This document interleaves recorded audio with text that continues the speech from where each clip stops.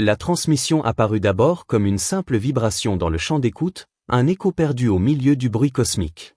Personne, sur la petite colonie humaine de Saint-Roch orbital, n'aurait imaginé que ce signal allait changer le destin de toute la galaxie. Pourtant, lorsque l'ingénieur de veille nocturne, Clément Béraud, vit les symboles étrangers défiler sur l'holotable, son cœur s'arrêta presque. Ce n'était pas un message ordinaire.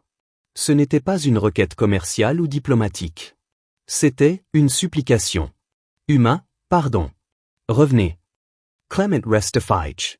Pendant une longue minute, il se demanda s'il n'était pas victime d'une hallucination due au manque de sommeil. Après tout, personne n'avait prononcé le mot humain sur un canal officiel depuis 20 ans. Pas depuis le bannissement. Pas depuis que le Conseil galactique les avait expulsés comme des pestiférés, en prétendant que l'espèce humaine représentait un facteur de déséquilibre civilisationnel. Le Conseil. Ce cercle arrogant de race ancienne qui avait décidé que les humains étaient trop imprévisibles, trop passionnés, trop perturbateurs pour faire partie d'une galaxie civilisée. Clément déglutit et relança la lecture. Le message se répéta, accompagné d'une signature énergétique qu'il aurait reconnue entre mille, celle du siège central du Conseil, sur Aurelion Prime. Autrement dit, c'était authentique. Le sang de Clement S. Glocke. Si le Conseil appelait les humains à revenir, c'est que quelque chose, quelque part, avait terriblement mal tourné. Il se précipita hors du poste d'écoute pour prévenir la seule personne qui pourrait comprendre la gravité de la situation, Camille Delaunay. Camille vivait dans un module agricole en périphérie de la colonie, un endroit tranquille où croissaient des rangées de plantes hydroponiques qui scintillaient sous la lumière artificielle. Elle avait longtemps été diplomate, l'une des dernières à avoir siégé en chambre galactique avant le bannissement. Elle avait essayé de plaider la cause humaine, mais le Conseil avait été inflexible, les humains devaient partir, pour la stabilité du multicosmos social. Elle avait quitté la scène politique, brisée par l'injustice, et s'était réfugiée dans la solitude. Cultiver des fruits et des légumes lui semblait plus sain que traiter avec des espèces incapables de comprendre les nuances de l'esprit humain.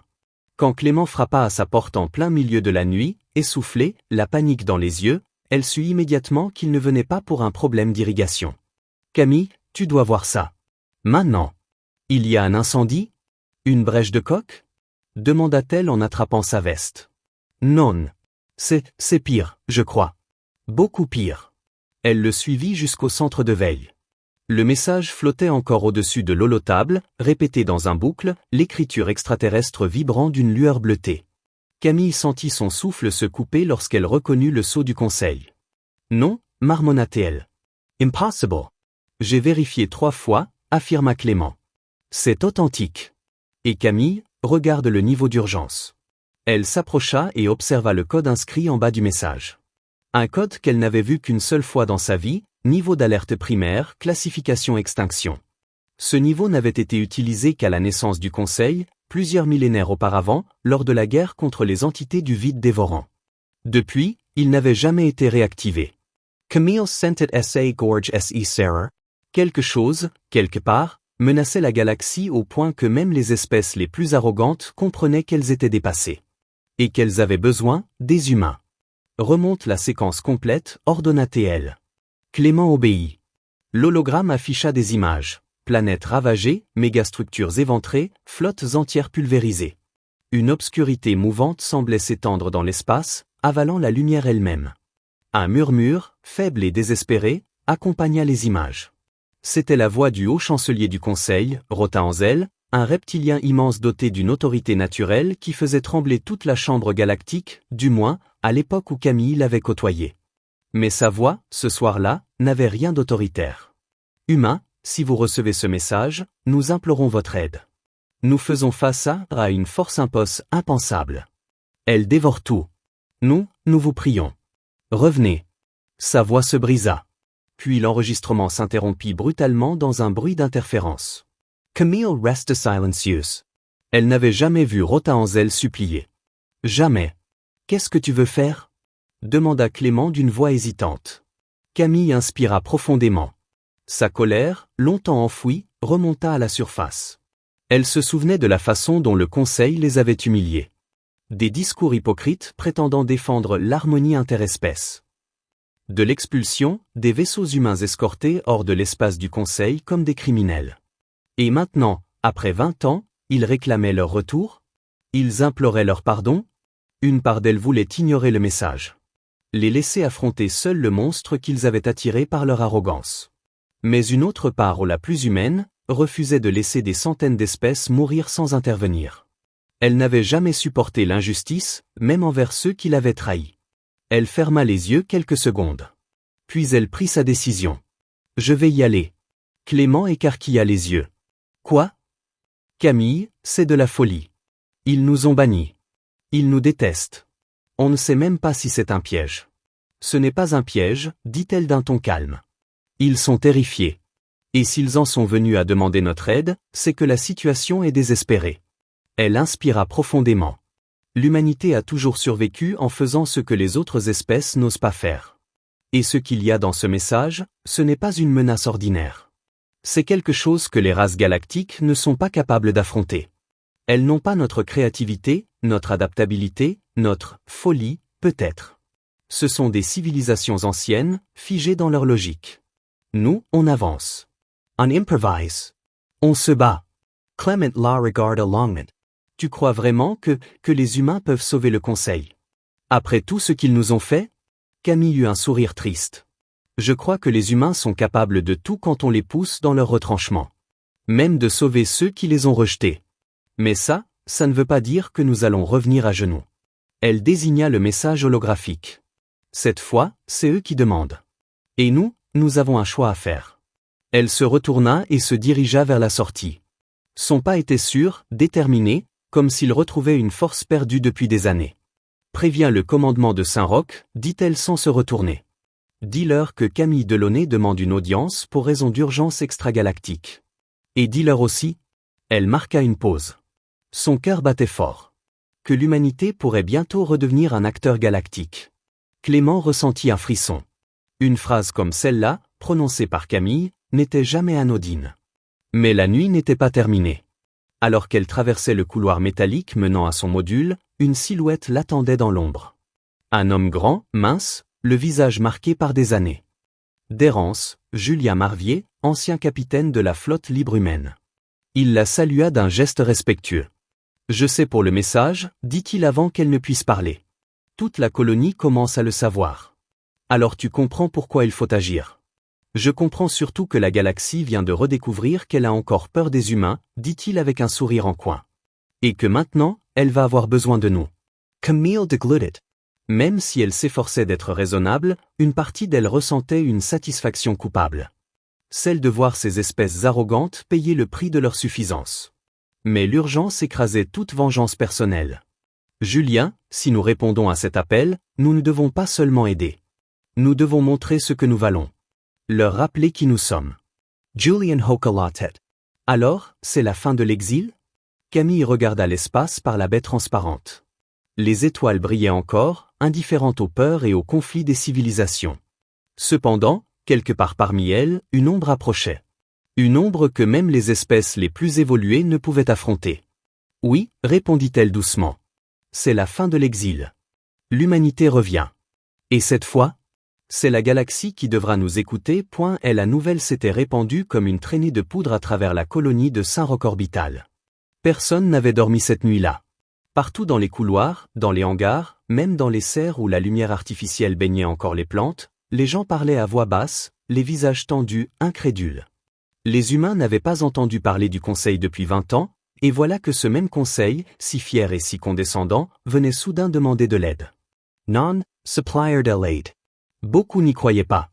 D'autres, surtout les plus jeunes, n'avaient jamais connu la grandeur passée de l'humanité dans la scène galactique. Pour eux, les aliens étaient lointains, presque irréels. Ils avaient grandi en exil, sur des colonies isolées, persuadés qu'ils n'auraient jamais de rôle à jouer dans les affaires stellaires. Camille Delaunay, elle, n'avait jamais totalement fermé la porte.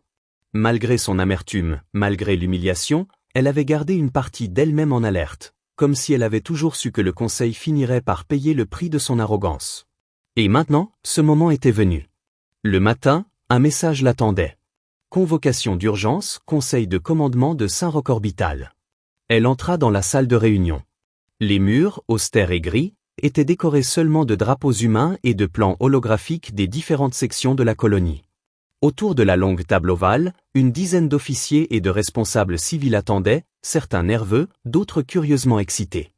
Le commandant Elias Morel, un homme massif, au visage buriné, l'accueillit d'un signe de tête. « Camille! Heureux que tu sois venu. Assieds-toi, on commence immédiatement. » Elle s'installa. Morel activa l'holoprojecteur central, le message du haut-chancelier Rotahanzel apparut de nouveau, instable, tremblant. Les officiers observèrent en silence la destruction, les planètes ravagées, cette ombre noire qui semblait avaler l'univers. Pour certains, c'était la première fois qu'ils voyaient une menace cosmique de cette ampleur.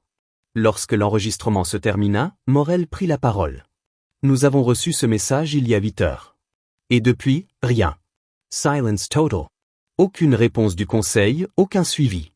Nous ignorons même si leur capitale tient encore debout. » Une tension glaciale parcourut la salle. « La question est simple, reprit Morel. Le Conseil nous demande de revenir. De les aider. La colonie attend notre décision.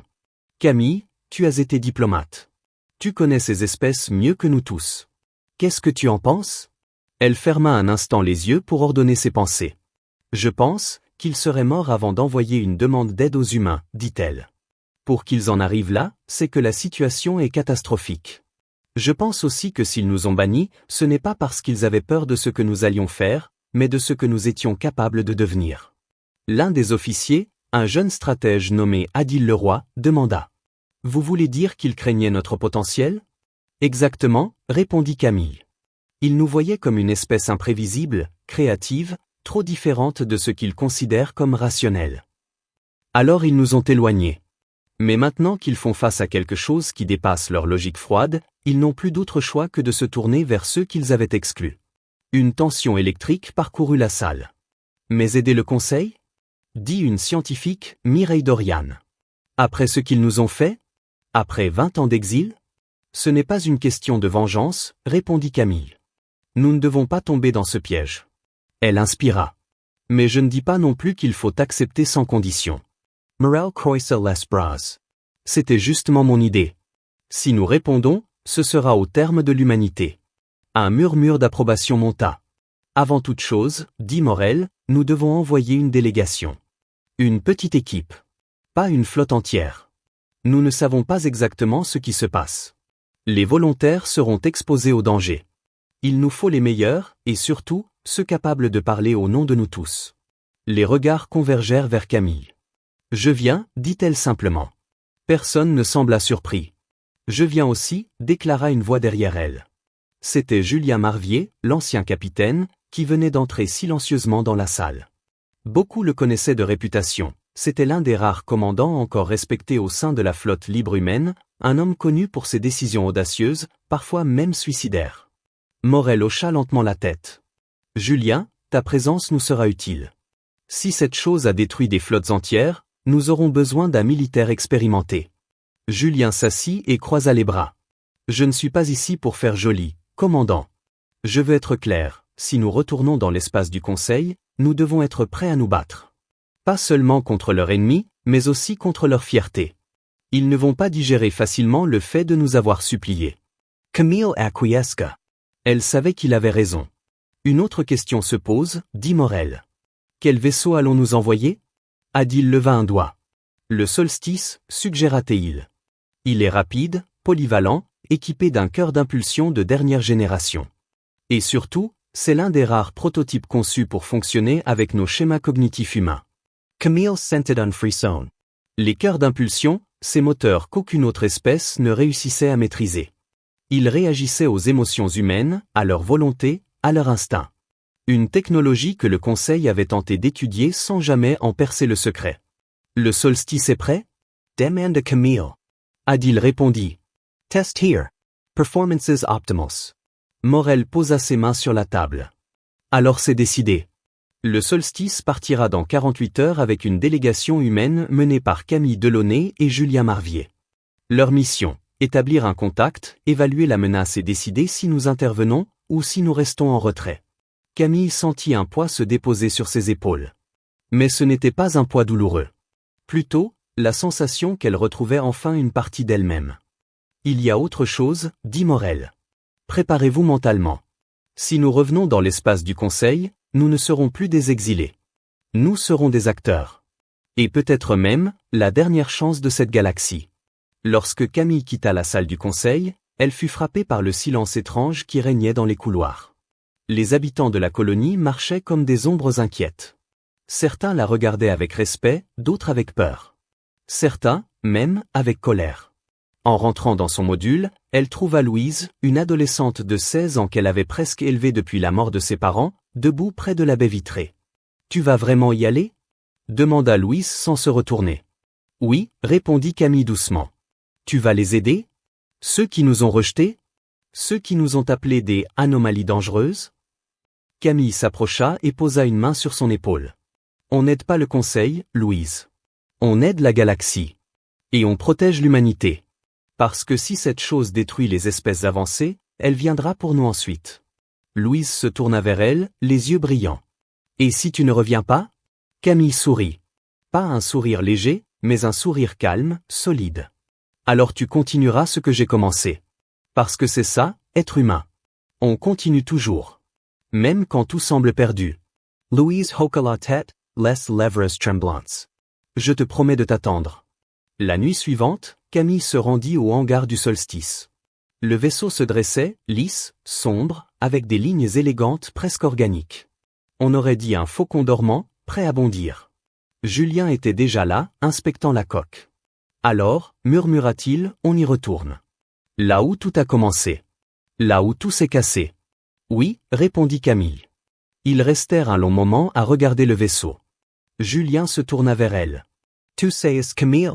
Si le conseil nous demande de revenir, c'est qu'ils sont à genoux. »« Je sais. Et tu sais aussi que quand les humains reviennent ?» Un sourire sombre étira ses lèvres.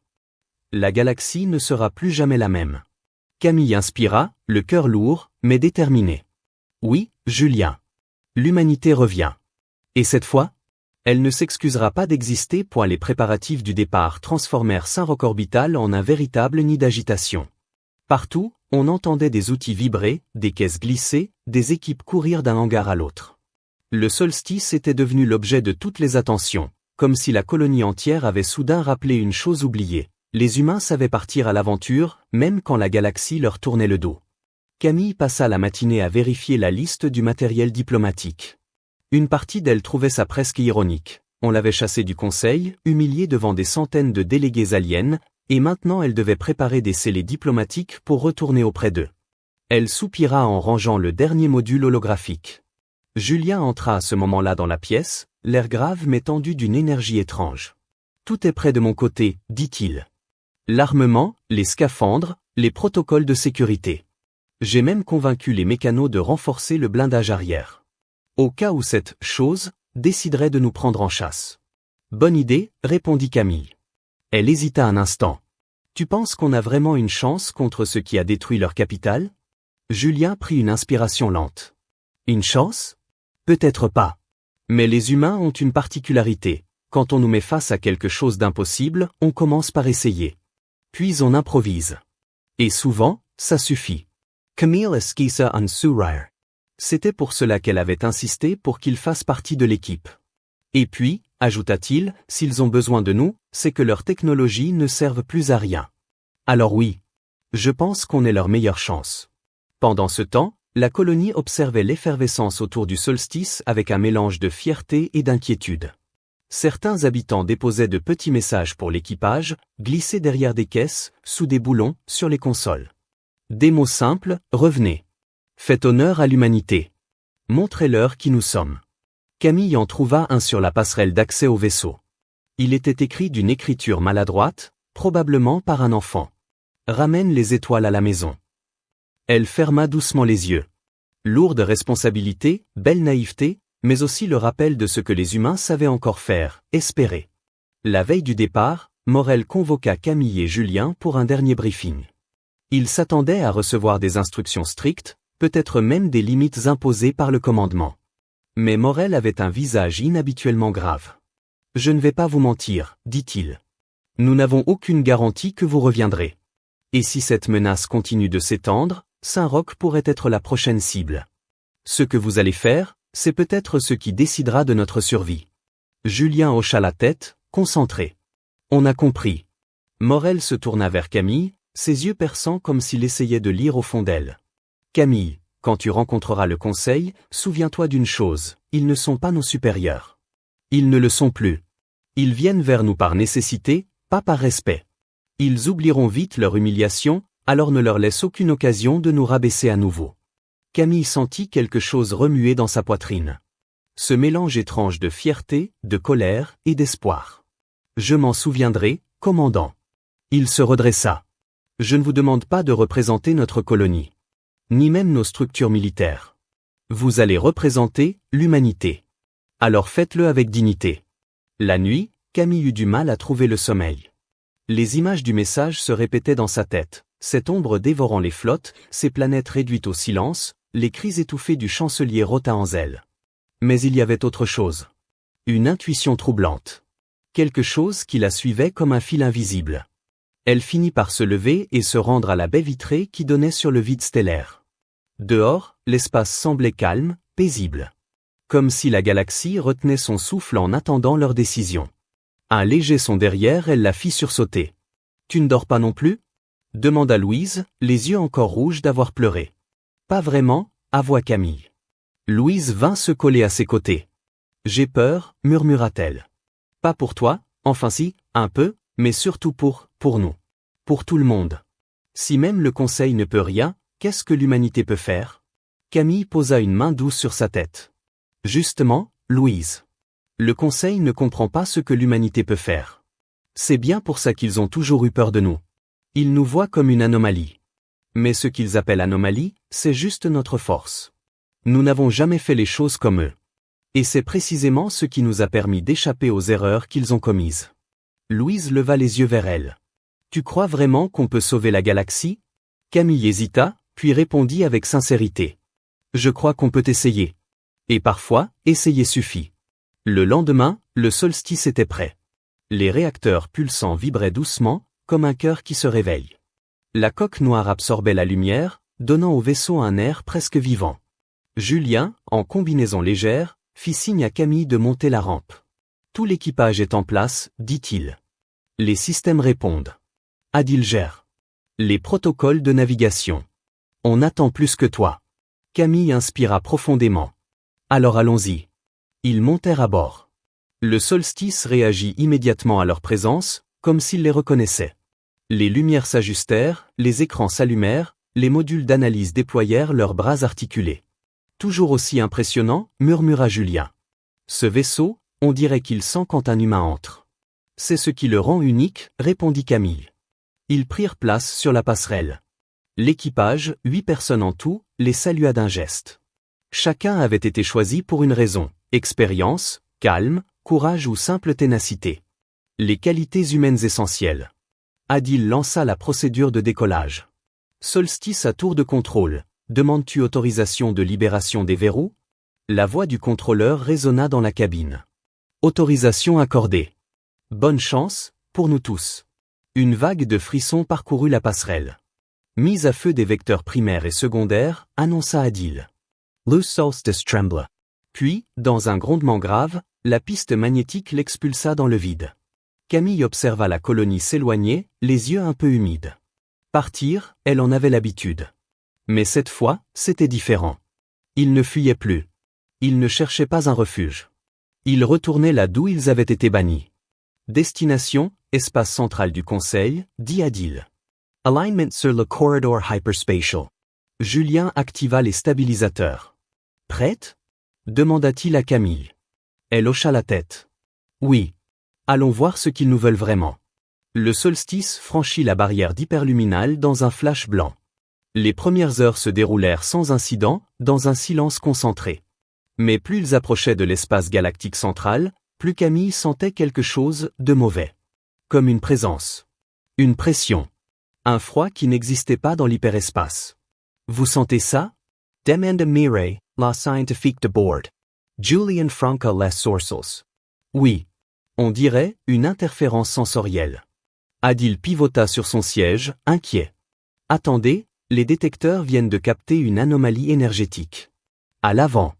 Une boule se forma dans le ventre de Camille. A features là. Un hologramme jaillit. Et l'équipage se figea. Une flotte entière du Conseil dérivait dans l'espace hyperspatial.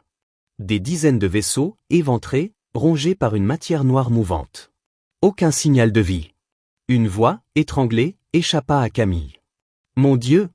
Julian is lever Sodane, Furiex. Ils ne nous ont pas dit que c'était déjà à ce point. Regardez-moi ça. Ils savaient. Ils savaient que la menace avait déjà atteint leurs propres corridors hyperspatiaux. Mais Camille n'entendait plus rien. Devant elle, cette matière noire semblait respirer. Comme si elle se nourrissait de métal, d'énergie, et peut-être même de conscience. Ce n'est pas seulement une arme, murmura-t-elle. C'est un prédateur. Adil tourna vers elle un regard paniqué. Qu'est-ce qu'on fait, Camille? Elle se redressa, la voix dure mais stable. On continue. On doit atteindre Aurelion Prime. Et comprendre ce qui arrive avant que cette chose atteigne les colonies humaines. Julian acquiesca. L'équipage suivit. Le solstice accéléra, filant vers une capitale peut-être déjà morte. L'humanité revenait. Et la galaxie tremblait déjà point le solstice quitta les débris de la flotte dévorée et poursuivit sa course vers Aurelion Prime. Mais l'ambiance à bord n'était plus la même. Quelque chose s'était brisé en eux en voyant cette matière noire ramper sur la coque des vaisseaux, comme un animal affamé. Une certitude silencieuse planait dans la cabine, ils n'affrontaient pas simplement une menace. Ils affrontaient quelque chose qui ne devait pas exister. Julien passa une main nerveuse sur sa nuque. On n'est pas équipé pour combattre ça, murmura-t-il. Pas avec nos armes actuelles. Personne ne l'est, répondit Camille. Pas le Conseil, pas les autres espèces, personne. Mireille, les yeux fixés sur ses relevés, ajouta d'un ton tremblant. Ce truc réagit à l'énergie. Plus un système dégage de puissance, plus il attire la matière noire. C'est comme si elle respirait. Ou chassait. Et pourquoi n'a-t-elle pas attaqué nous? Demandera Dill. Le solstice dégage assez d'énergie pour qu'elle nous repère à des parsecs. Camille réfléchit, front plissé. Peut-être qu'elle reconnaît quelque chose dans notre signal. Quelque chose qui lui déplaît, ou qu'elle ne peut pas assimiler. Julien eut un sourire sans joie. Ce serait bien la première fois que notre irrationalité nous sauve. Des heures passèrent. Enfin, Aurelion Prime apparut à l'horizon. La planète, autrefois décrite comme le joyau blanc du Conseil, était désormais une sphère grisâtre, striée de cicatrices profondes. L'atmosphère semblait perforée, asphyxiée. Le réseau orbital, un ensemble majestueux d'anneaux brillants, pendait en ruine. Un silence horrifié s'abattit sur l'équipage. Oh, souffla Mireille. Ce n'est pas possible? Camille sentit un frisson glacé lui traverser le dos. Le Conseil est tombé. Julien tapa du poing contre une console, brisée par une colère impuissante. Et ils ne nous ont rien dit. Ils savaient qu'ils avaient perdu leur capitale quand ils ont envoyé ce message. C'est pour ça qu'ils suppliaient, murmura Camille. Ils savaient que leur fin était déjà commencée. Mais au milieu du chaos, un point brillant attira leur attention. Une station intacte, dissimulée dans l'ombre d'un anneau brisé. Une structure gigantesque faite d'acier noir et de lumière bleue. Adil Granded Image. C'est le sanctuaire diplomatique? Ils l'avaient désactivé il y a des années. C'est leur dernier bastion, dit Camille. C'est là qu'on doit aller. Le solstice s'approcha. Plus il se rapprochait, plus Camille ressentait une sensation étrange, comme une intuition brûlante, un écho familier. Adil, signaux de vie? Oui, très faible, mais présent. Plusieurs dizaines d'individus. Peut-être plus. Julien se leva d'un bond. Alors dépêchons-nous avant que cette chose ne revienne finir le travail. Le solstice s'arrima à la station dans un grincement métallique. Les parois étaient déformées, crevassées, comme si quelque chose avait tenté d'entrer de force. Mais la porte principale avait tenu, scellée par une énergie inconnue. Camille et Julien enfilèrent leur combinaison, suivis de 2 membres d'équipage. Le sas s'ouvrit sur un couloir sombre, seulement éclairé par des balises d'urgence pulsant comme des battements de cœur. Ça sent la mort, murmura Julien. Soyez vigilants, dit Camille. Ils avancèrent lentement, les armes levées, les lampes fixées sur les murs fissurés. À chaque pas, Camille avait l'impression d'être observé. De sentir une pression invisible derrière son crâne. Ils arrivèrent enfin devant une porte large, presque monumentale, la salle de la Haute Assemblée. Camille inspira profondément. « Ouvrez !» Julien utilisa un module de déverrouillage. La porte grinça, s'écarta, et le groupe entra. La salle était plongée dans une semi-obscurité. Les sièges circulaires étaient vides, renversés. Des traces de lutte, des éclats, des taches sombres parsemaient le sol. Et au centre, un cercle de lumière. Dans ce cercle, des silhouettes. Une trentaine d'aliens, affaiblis, blessés, certains inconscients. Parmi eux, un être reptilien massif respirait difficilement. Sa peau écailleuse avait perdu son éclat. Il leva les yeux vers Camille, et son visage se transforma en une expression de soulagement, puis de honte. Darren, Camille Darren, murmura la créature. Julian Sarah less dense. Le grand rota en zèle en personne. Camille avance. Elle aurait pu savourer cette revanche silencieuse. Mais ce n'était ni le moment, ni son rôle. Vous êtes vivant, chancelier. Il baissa la tête. À peine, nous avons perdu tout contrôle. La chose, l'ombre souveraine, elle consume les mondes, les âmes, et même les technologies que nous pensions éternelles, rien ne peut l'arrêter. Julian Croysa les bras. Rien? Vraiment? Ou rien de ce que vous comprenez? Rotaan cligna lentement des yeux, épuisé. Vous, les humains, vous êtes différents. Vos machines, vos cœurs pulsants, l'ombre n'a pas pu assimiler les énergies humaines. Elle a reculé. Le cœur de Camille bondit. Elle avait senti juste. Cette chose ne reconnaissait pas l'énergie humaine. Ou plutôt, elle ne savait pas quoi en faire. Pourquoi nous avoir bannis, alors? Demanda-t-elle d'un ton calme. La créature ferma les yeux, honteuse. Parce que vous n'êtes pas comme nous. Votre esprit, vos émotions, vos inventions, tout cela défiait nos certitudes. Vous êtes imprévisible. Julien éclata de rire, un rire amer. Vous nous avez bannis parce qu'on était trop humains? Rotaan acquiesça faiblement. Nous avions peur de ce que vous deviendriez. Et maintenant, nous avons peur de ce que nous avons fait en vous chassant. Un silence tendu suivit. Camille observa les survivants. Tout s'affaiblit, mais cherchant dans son regard une trace d'espoir. Elle comprit alors que la galaxie entière était à genoux. Et les humains, debout. Que voulez-vous que nous fassions? Demanda-t-il. Rotaan leva lentement une main tremblante. L'ombre n'est pas apparue par hasard. Elle a été réveillée par une faille énergétique que nous avons ouverte en tentant d'analyser vos technologies. Nous avons involontairement libéré un prédateur ancien. Une entité qui dévore tout ce qui ressemble à des structures énergétiques organisées. Et elle se dirige vers le cœur de la galaxie. Julian Gramaka. Et vous voulez que nous arrêtions ça? Rotan le fixa intensement. Vous êtes les seuls. Votre énergie, vos moteurs, vos esprits. L'ombre ne peut pas les assimiler. Vous êtes son contraire. Camille sentit une vague froide la traverser. Le Conseil les avait bannis? Parce qu'ils avaient peur de l'humanité. Et maintenant, l'humanité était l'antithèse même de leur ennemi. Camille, dit doucement Julien. On dirait que la galaxie compte sur nous. Elle inspira lentement. Regarda les survivants. La destruction. Les ombres. Sa propre équipe. Très bien, dit-elle. Sa voix ne tremblait pas. Nous allons vous aider. Rotaan ferma les yeux, soulagé, presque ému. Camille ajouta, d'un ton dur. Mais à nos conditions. Julien sourit. Un sourire humain.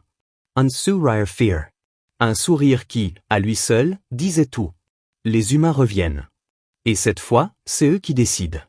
Alors qu'il escortait les survivants vers le solstice, Camille sentit un tremblement dans la station, un grondement profond, terrifiant. Mireille hurla. Camille! Détection d'une masse énergétique approchant de la station. L'ombre est là. Un frisson de glace se répandit dans la colonne de Camille. L'ombre souveraine. Dévoreuse de monde. Julien dégaina son arme. Alors on va devoir sortir d'ici. Maintenant. Camille hocha la tête. On emmène tout le monde. On se battra plus tard. Ils coururent vers le solstice. L'ombre immense s'abattait déjà sur la station, dévorant la lumière. Et dans cette obscurité infernale, Camille comprit une chose simple. L'humanité n'avait plus un rôle à jouer. Elle avait une guerre à gagner, et la station tremblait comme un animal agonisant. Les murs vibraient sous la poussée de l'ombre souveraine, cette masse noire fluide qui avançait dans les couloirs, étirant des filaments comme des doigts cherchant une proie. La lumière s'éteignait section par section. L'air devenait lourd, saturé d'une pression impossible à décrire. Camille courait en tête, soufflant fort sous sa combinaison, une dizaine de survivants derrière elle. Julien fermait la marche, arme à la main, tirant sur les filaments qui tentaient de s'accrocher aux parois. « Plus vite » hurla-t-il. Ça gagne du terrain. Mireille, incastri entre du aliens blesses, cria. Le solstice est à moins de 2 minutes. On peut le faire. Une secousse les projeta au sol. Camille heurta le métal, sentit son épaule protester. Elle se releva et vit, horrifiée, la matière noire ramper au plafond comme une marée vivante. Debout, ordonna-t-elle. Debout, maintenant. Les survivants se redressèrent en titubant. L'un d'eux, une créature insectoïde, manqua de s'effondrer. Camille le tira sans réfléchir, ses muscles brûlant sous l'effort. Ils débouchèrent enfin dans le hangar où le solstice les attendait, baignés d'une lueur blanche presque irréelle. Les rampes étaient ouvertes, la passerelle abaissée. Adil surgit dans le cadre de la porte du vaisseau. Dépêchez-vous. Last station est de Sloke. Camille poussa les survivants en avant, les guidant comme un troupeau paniqué. Julien les couvrait, tirant encore et encore sur la masse sombre qui tentait de franchir le seuil du hangar. Un bras de fumée noire s'éleva du sol, recourbé comme une griffe. Il se dirigea droit vers Camille. Julien hurla son nom, bondit, la plaqua au sol. Le filament siffla au-dessus d'eux, heurtant la paroi avec un bruit étouffé. Le métal se dissout en quelques secondes comme du sucre. Ça va? Crocha Julien. Oui, vas-y. Ils coururent les derniers mètres et franchirent la passerelle du solstice. Dès que le dernier survivant monta, Adil referma la rampe d'un geste sec. La coque vibra. La lumière extérieure diminua brusquement. L'ombre frappait déjà le vaisseau. Décolle. Cria Camille. Maintenant. Adil et Mireille lancèrent la séquence de désarrimage. Julien se jeta aux commandes des réacteurs. Le solstice rugit et quitta la station dans une accélération brutale. Une vague noire explosa derrière eux, engloutissant le reste de la structure. Camille regarda par l'écran arrière. La station diplomatique, symbole millénaire de paix, fut avalée en moins de 5 secondes. Elle savait alors que l'exil était terminé. Qu'il n'y avait plus de retour en arrière. Ils trouvèrent refuge dans un secteur mort, un espace sans étoiles, déserté depuis des millénaires.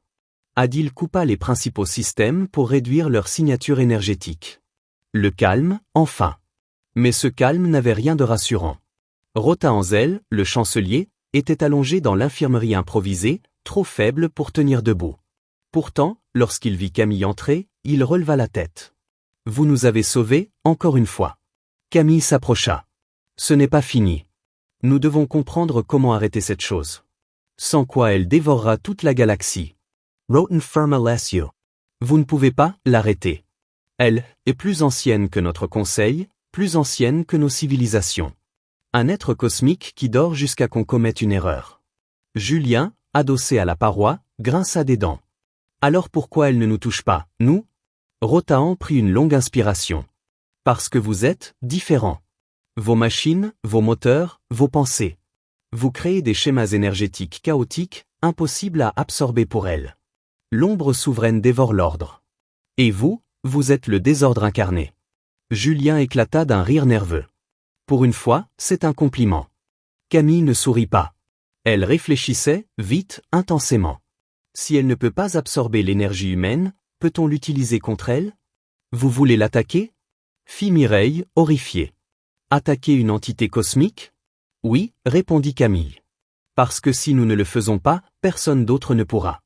Un silence pesant tomba dans la pièce. Les humains n'étaient pas des héros par nature. Ils n'étaient pas faits pour sauver des galaxies entières. Mais ils avaient une chose que les autres n'avaient pas. L'obstination. Camille sentit cette vieille flamme se rallumer en elle. La même qui l'avait poussée autrefois à défendre l'humanité devant un conseil méprisant. La même qui lui avait été arrachée quand le bannissement avait été décrété. Il existe peut-être un moyen, dit soudain Mireille. Ils se tournèrent vers elle.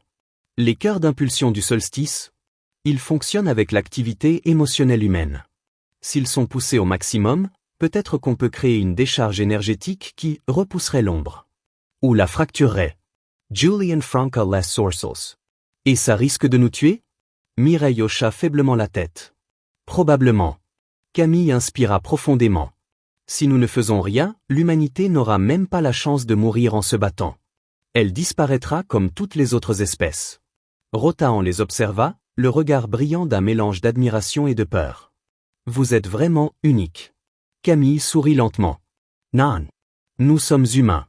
Ils sortirent du secteur mort plusieurs heures plus tard. Le solstice glissa dans l'hyperespace comme un poisson dans l'eau. Mais cette fois, il allait non pas fuir, mais foncer vers l'ennemi. La signature de l'ombre souveraine était facile à suivre. Elle était devenue gigantesque, étendue sur des secteurs entiers. Une masse d'obscurité vivante, attirée par les systèmes stellaires encore actifs. Quand ils sortirent du tunnel hyperspatial, toute la passerelle se figea. L'ombre était là. Colossal. Un océan noir qui avalait les étoiles.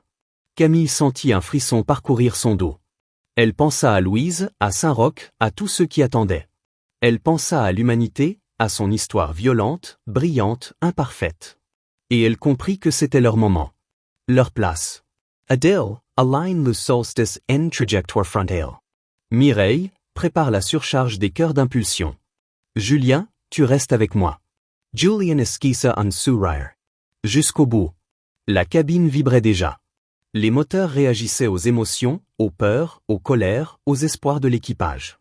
La lumière intérieure devenait blanche, presque aveuglante. Camille, dit Mireille d'une voix tremblante. Une fois la surcharge lancée, il n'y aura pas de retour en arrière. Camille fixa l'ombre. Il n'y en a jamais eu. La décharge commença. Le sol trembla. Le solstice hurla comme une bête vivante. Une lumière blanche jaillit de sa coque, pure, brute, incontrôlée. L'ombre semble reculer. Ou plutôt, hésiter. Puis, dans un grondement cosmique, le conflit éclata. La lumière humaine contre la nuit cosmique. L'espoir contre la faim. La passion contre le vide. La cabine fut submergée. Tout devint blanc. Puis noir. Camille sentit son corps se dissoudre. Elle pensa. Si c'est ainsi que nous mourrons, alors nous aurons au moins montré ce que signifie être humain. Un silence. Puis, une respiration. Elle ouvrit les yeux. Le solstice flottait dans un espace clair. L'ombre avait disparu. Tessut. Balayé. Mireille s'effondra de soulagement. On a réussi, par tous les dieux, on a réussi. Julian resta silencieux, la main sur sa console, tremblante. Camille souriait. Un sourire doux, fatigué, victorieux. Envoyait un message à toutes les colonies humaines. Et aux survivants du Conseil. Elle inspira. Dites-leur que l'humanité est de retour. Un silence solennel est fait. Et qu'elle a sauvé la galaxie. Le solstice prit la direction de Saint-Roch. Les étoiles brillaient comme si elles saluaient leur victoire. Camille posa la tête contre le siège, les yeux fermés. Pour la première fois depuis 20 ans, elle ressentit quelque chose qu'elle pensait perdu. De la fierté. Et dans le silence de l'espace, une vérité vibrait. Astérisque astérisque, on peut bannir les humains. On peut les ignorer. On peut les sous-estimer. Mais quand la galaxie brûle, ce sont eux qu'on appelle astérisque astérisque.